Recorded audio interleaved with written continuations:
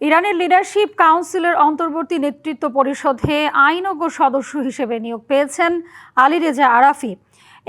DNC ডিসার্টমেন্ট কাউন্সিলের মুখপাত্র মোহসেন দেহভানি এই তথ্য নিশ্চিত করেছে। আয়াতুল্লাহ আলী খামিনি নিহত হওয়ার পর দেশটির প্রেসিডেন্ট বিচার বিভাগের প্রধান এবং গার্ডিয়ান কাউন্সিলের একজন আইনবিদকে নিয়ে একটি অস্থায়ী নেতৃত্ব পরিষদ গঠন করা হয়। এই পরিষদের দায়িত্ব পালন করবেন প্রেসিডেন্ট মাসুদ পেজেশকিয়ান, প্রধান বিচারপতি গোলাম হোসাইন মেহসেনি এজেই এবং আলী রেজা আরফি।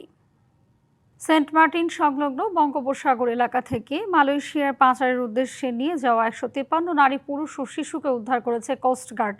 এই ঘটনায় জড়িত সন্দেহে পাচার চক্রের 15 সদস্যকে গ্রেপ্তার করা হয়েছে।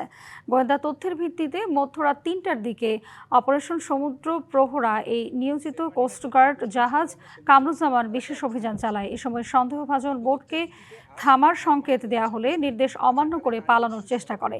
পরে ধাওয়া করে গভীর সমুদ্র এলাকা থেকে বোটটি আটক করা হয়। এ সময় তল্লাশি চালিয়ে নারী ও শিশু সহ 153 জন ভুক্তভোগীকে উদ্ধার করা হয়। একই সঙ্গে মানব পাচারের সঙ্গে জড়িত 15 জনকে গ্রেপ্তার করা হয়। Lily ultra soft serum gel, যা গভীর থেকে স্কিনে দেয় 3 গুণ সিরাম হাইড্রেশন। সিরাম জেল হাইড্রেশনে ব্রাইট থাকো সব সিজনে।